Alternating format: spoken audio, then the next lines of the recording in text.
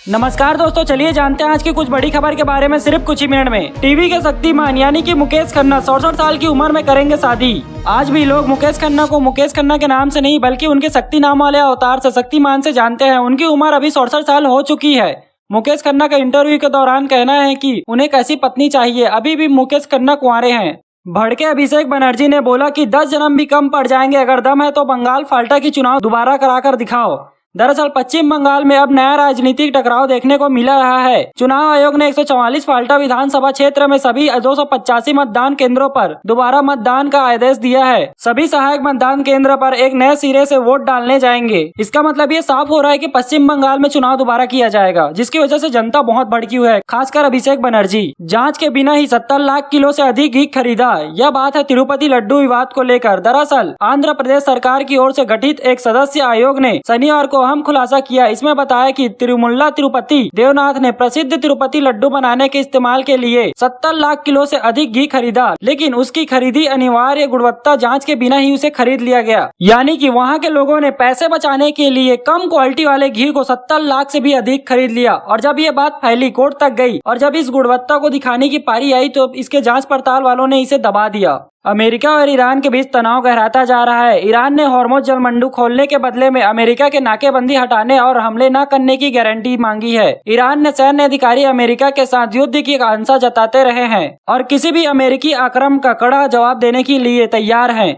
इसी बीच एक ईरानी टैंकर अमेरिकी नाकेबंदी को मात देकर एशिया प्रशांत में कच्चा तेल लेकर पहुंच गया है। ट्रम्प ने ईरान के 14 सूत्र शांति प्रस्ताव को संदेश जताया है और कहा कि वे पूरे प्रस्ताव का इंतजार कर रहे हैं। साथ ही ईरान को चेतावनी भी दी है। दिल्ली के विवेक विहार में एक बेबी केयर सेंटर आग लगने से 9 लोगों की मौत हो गई है। ऐसे में धमाके से लगी आग में इमरजेंसी एग्जिट न होने और छत पर ताले लगने होने से बचाव मुश्किल हुआ। डिजिटल लॉक के कारण दरवाजा न खुलने से भी 3 लोगों की जान गई। पुलिस ने सेक्टर मालिक के खिलाफ एफआईआर दर्ज कर जांच शुरू कर दी है, जिसमें फायर एनओसी भी जांच की जा रही है। आईपीएल 2026 में मुंबई इंडियंस का प्रदर्शन निराशाजनक रहा है। हाल ही में चेन्नई सुपर किंग्स सीएसके से मिली हार के बाद प्लेऑफ की उम्मीद खत्म हो गई है। कप्तान हार्दिक पांड्या ने हार के लिए बल्लेबाज को जिम्मेदार ठहराया है। खासकर सूर्य कुमार यादव के खराब प्रदर्शन पर सवाल उठा रहे हैं। सीएसके के खिलाफ मैच में हार्दिक द्वारा जसप्रीत बुमराह का सही इस्तेमाल न करने की भी आलोचना हो रही है। हाल ही में मैच में मुंबई इंडियंस की टी20 क्रिकेट इतिहास में 50,000 रन बनाने वाली पहली टीम बनी है। बिहार में हरसिंह हत्याकांड का मुख्य आरोपी सोनू यादव पुलिस मुठभेड़ में मारा गया।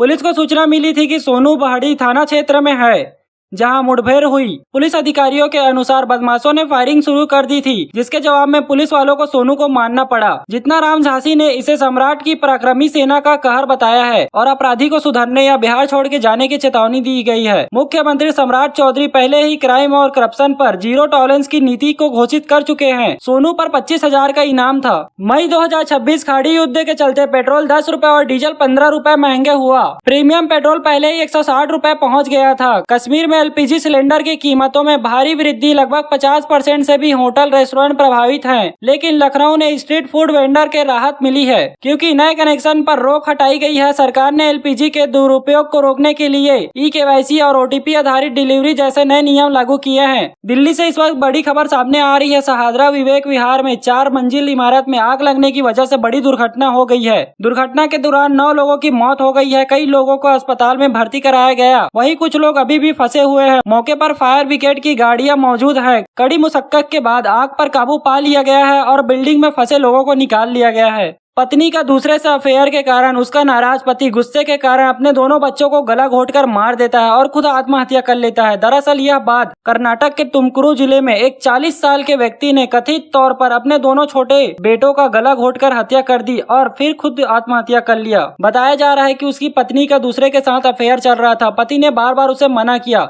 लेकिन उसकी पत्नी ने उसकी एक बात भी नहीं सुनी, जिसकी वजह से पति ने गुस्से में ये कदम उठा लिया। पांडुचेरी में 19 वर्षीय उभरती क्रिकेटर एंजल गंगानी की आत्महत्या कर ली। वह कॉलेज छात्र थी। पांडुचेरी में क्रिकेट का ट्रेनिंग ले रही थी, लेकिन ट्रेनिंग के दौरान चैन न होने के कारण उसने आत्महत्या कर ली। आईएमडी का बड़ा अलर्ट। देश भर में मौसम का तांडव, कहीं आंधी, कहीं बारिश, कहीं लू का कहर। अगले 24 घंटे में कहीं भी कुछ भी हो सकता है। उत्तर प्रदेश के सिद्धार्थ नगर शनिवार की दोपहर एक ऐसी अनहोनी हुई जिसने पूरे इलाकों के रोंगटे खड़े कर दिए। जब तक लोग कुछ समझ पाते एक मासूम की जान जा चुकी थी और 2 बच्चे मौत के साए में 16 फीट ऊंचे ऊंचाई पर लटके हुए थे। दरअसल सोशल मीडिया पर चंद लाइक्स और रील बनाने का जुनून किसी कदर जानलेवा साबित हो सकता है। दोनों बच्चे रील बनाने के लिए पानी टंकी के छत पर चढ़ गए थे और जान जोखिम में डाल चुके थे, लेकिन समय पर ही पुलिस वालों ने उन्हें बचा लिया। जापान की नई पीढ़ी टैंक तकनीक इन दिनों नए दिलचस्प वजह से चर्चा में है। देश के आधुनिक टाइप 10 टैंक ने अपनी जबरदस्त स्थिति का ऐसा प्रदर्शन किया है जिसे देखकर लोग हैरान हो गए हैं। 8वें वेतन आयोग को लेकर अब चर्चाएं औपचारिक रूप से शुरू हो चुकी हैं और कर्मचारियों ने अपनी मांगों को जोरदार तरीके से सामने रखा शुरू कर दिया है। 28 अप्रैल को पहली बैठक में कर्मचारी संगठन ने सैलरी, पेंशन और भत्ता से जुड़ी कई अहम मांगे रखी, जिनका असर देश भर के करीब 45 लाख केंद्र कर्मचारी और 69 लाख पेंशनर्स पर पड़ेगा। सबसे बड़ी मांग न्यूनतम वेतन पर भारी बढ़ोतरी की गई है। ओवरटेक बना हादसे की वजह, करनेद में तेज रफ्तार पर पलटी बस, 10 यात्री घायल, चालक फरार। जांजगीर चांपा जिले में बिर्रा थाने के अंतर्गत ग्राम कनौरधा रविवार सुबह एक यात्री दुर्घटना हो गई है। कोरबा से सरायपाली की ओर जा रही राजधानी बस अचानक अनियंत्रित होकर सड़क पर किनारे पलट गई, जिसकी वजह से 10 यात्री घायल हो गए हैं। अमेरिका ने ईरानी तेल खरीदने के कारण चीन की 5 कंपनियों के खिलाफ लगाया बैन। दरअसल अमेरिका और चीन के बीच व्यापारिक तनाव अब और तेज हो गया है। चीन के वाणिज्य मंत्रालय ने एक बड़ा फैसला लेते हुए अपने देश की कंपनियों को अमेरिका के प्रतिबंधकों का पालन न करने का आदेश दिया है। चीन की सीमा पर बनाई जा रही है दुनिया की सबसे लंबी सुरंग। जी हाँ, क्या आपको पता है कि भारत बना रहा है दुनिया का सबसे लंबा सुरंग, जिसे लगभग 1681 करोड़ में तैयार किया जाएगा। आइए जानते हैं इसके बारे में कुछ और। इस सुरंग का नाम सिकुंगला टनल है। दुनिया की सबसे ऊंची सुरंग होगी जिसका काम चल रहा है। सिकुंगला टनल 15,800 फीट की ऊंचाई पर बनने वाली दुनिया की सबसे ऊंची मोटर रेबल सुरंग होगी, जिसे अगस्त 2028 के आसपास पूरा होने की उम्मीद है। बता दें कि इसका काम 26 जुलाई 2024 को ही शुरू हो चुका है। सिकुंगला टनल हिमाचल प्रदेश और लद्दाख को जोड़ने वाली टनल होगी। बिहार में इस साल मई की शुरुआत उम्मीद से उलट काफी सुहानी रही है। जहां आमतौर पर इस महीने में सूरज की तपिश और लू लोगों को बेहाल कर देती है, वहीं इस बार बादलों की आवाजाही और रुक रुक कर हो रही बारिश ने पारे को नीचे गिरा दिया है। पश्चिम एशिया में युद्ध समाप्त करने के लिए प्रस्ताव 9 सूत्री रिफॉर्म को लेकर ईरान का जवाब आया है कि तेहरान ने पाकिस्तान के जरिए अमेरिका को नया 14 सूत्री शासित प्रस्ताव किया भेजा है। ईरान मीडिया रिपोर्ट के अनुसार तेहरान ने मांग की है कि अमेरिका लेबान सहित सभी मोर्चे का युद्ध समाप्त करे, नौसेना नाकाबंदी हटाए, अपनी सेनाएं वापस बुलाएं और हॉर्मुज जलमंडू के लिए एक नई शासन व्यवस्था स्थापित करे। ओडिशा के जाजलपुर जिले में एक बेहद चौंका देने वाली घटना सामने आई है, जहां कथित रूप से दूषित दही बड़ा खाने से 58 लोगों की गंभीर रूप से बीमार पड़ गए हैं, जबकि एक बुजुर्ग महिला की मौत हो चुकी है। बीमार होने वाले में से 27 बच्चे भी शामिल हैं। देश भर में एलपीजी गैस सिलेंडर की दिक्कत के बीच एक बड़ी राहत की खबर सामने आई है। कम से कम 45,000 टन एलपीजी लेकर भारत का एक सुपर टैंक सर्वशक्ति हॉर्मुज को पार कर गया है, जो कि जल्द ही भारत पहुंच सकता है। यानी कि भारत वालों के लिए थोड़ी राहत की खबर सामने आई है।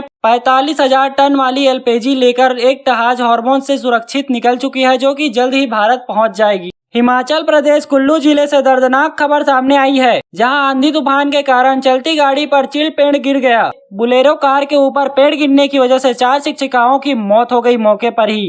तंबाकू के नशे में भी छत्तीसगढ़ आगे, राष्ट्रीय औसत से अधिक है आंकड़े। महिलाएं भी खैनी की शौकीन हो चुकी हैं। दरअसल छत्तीसगढ़ में तंबाकू शौक के आगे बढ़कर नशे का रूप ले चुकी है। आंकड़े बताते हैं कि छत्तीसगढ़ में पुरुष एवं महिलाएं दोनों ही राष्ट्रीय औसत से ज्यादा तंबाकू का सेवन कर रही हैं। इसी के साथ आपको बता दें कि भारत में सबसे ज्यादा नशीली पदार्थ का उपयोग छत्तीसगढ़ में ही किया जाता है, यानी कि छत्तीसगढ़ के लोग ही सबसे ज्यादा नशा करते हैं दुनिया में। छत्तीसगढ़ के सूरजपुर जिले में एक बार फिर हाथियों की मौजूदगी ने ग्रामीण की चिंता बढ़ा दी है। मोहनपुर क्षेत्र में 4 दंदलों हाथियों का दल लगातार विचरण कर रहा है, जिससे आसपास के गांवों में दहशत का माहौल फैल चुका है। उज्जैन में फिर गरजा प्रशासन का बुलडोजर। दरअसल मध्य प्रदेश के उज्जैन के विश्व प्रसिद्ध महाकालेश्वर मंदिर के पास स्थित बेंगम बागम क्षेत्र के शनिवार को एक बार फिर बुलडोजर की कार्रवाई की गई है। ईरान ने हॉर्मुज का निकाल लिया है तोड़, 14 सालों से बंद पड़ा रास्ता दिया है खोल। दरअसल मिडिल ईस्ट के बीच ईरान ने तेल निर्यात का नया रास्ता खोल दिया है। जो रास्ता पिछले 14 सालों से बंद था, उस रास्ते से इराक से तेल के टैंक निकालकर अब पहुंचने लगे हैं। इस्लामाबाद हाई कोर्ट ने संभल जिले के एक गांव में एक भूषण का नमाज अदा करने का अनुमति और सुरक्षा उपलब्ध कराने का अधिकारियों का निर्देश देने की मांग वाली याचिका खारिज कर दी है। हाई कोर्ट ने कहा कि पूर्व अस्तित्व में नहीं रही धार्मिक व्यवस्था शुरू करने या उसका विस्तार करने के अनुच्छेद 25 और 26 के संरक्षण प्राप्त नहीं है, खासकर तब जब इसमें मौजूद सामाजिक संतुलन बिगड़ता है। राहुल गांधी के खिलाफ मानहानि के मामले में सुल्तान के कोर्ट ने चल रही केस में अब 11 मई को सुनवाई होगी।